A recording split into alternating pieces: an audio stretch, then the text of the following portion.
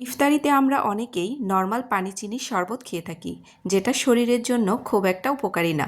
আপনারাও কিন্তু এই ধরনের হেলদি ড্রিঙ্কসগুলো ট্রাই করে দেখতে পারেন। এটা হাতের কাছে থাকা মাত্র কয়েকটি উপকরণ দিয়েই হেলদিভাবে তৈরি করে নেওয়া যায়।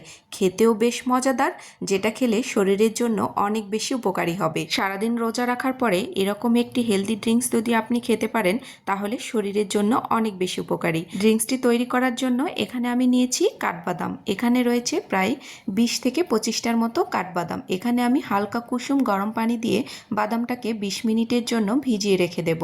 এরপর নিয়ে নিচ্ছি খেজুর। এখানে 10টার মতো খেজুর রয়েছে। খেজুরের মধ্যেও হালকা কুসুম গরম পানি দিয়ে খেজুরটাকেও ভিজিয়ে রেখে দেব। এখানে নিয়েছি চিয়া সিড। আপনারা চাইলে এখানে তোকমা দানাও ব্যবহার করতে পারেন।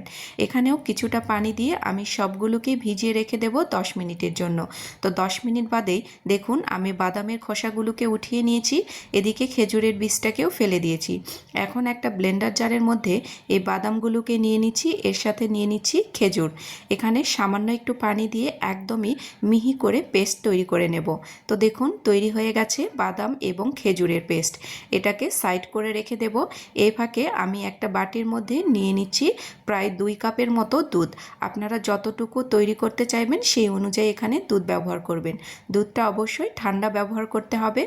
এখন এই দুধের মধ্যে আমি দিয়ে নিচ্ছি যে বাদাম আর খেজুরের পেস্টটা তৈরি করে রেখেছিলাম, এখানে পুরোটাই দিয়ে নিচ্ছি। এখানে আর কোনো চিনি ব্যবহার করতে হবে না। খেজুরের যে মিষ্টিটা রয়েছে সেটা দিয়ে এই ড্রিঙ্কসটা একদম পারফেক্টভাবে মিষ্টি হয়ে যাবে। এখন আমি যেই চিয়া সিডটা ভিজিয়ে রেখেছিলাম সেটাও এর মধ্যে দিয়ে নিচ্ছি। তো 2 টেবিল চামচ চিয়া সিড আমি পানিতে প্রায় 10 মিনিটের মতো ভিজিয়ে রেখেছিলাম। সবগুলোকে ভালো মতো করে মিলিয়ে নিতে হবে। যেহেতু চিয়া সিডটা একটু দলা পেকে আছে, এটাকে একটু নাড়াচাড়া করে নিলেই একদম দুধের সাথে মিলিয়ে যাবে। তো তৈরি হয়ে গেছে মজাদার ও দুর্দান্ত স্বাদের হেলদি ড্রিঙ্কস।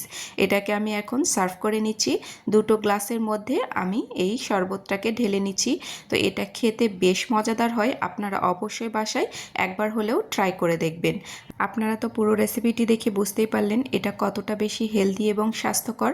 উপর থেকে আমি সামান্য একটু বাদামের গুঁড়া ছড়িয়ে দিচ্ছি। আমি এখানে পেস্তা বাদাম কুচি নিয়েছি, আপনারা চাইলে এটাকে স্কিপ করতে পারেন। এটা দেখার সৌন্দর্যের জন্য আমি ব্যবহার করেছি।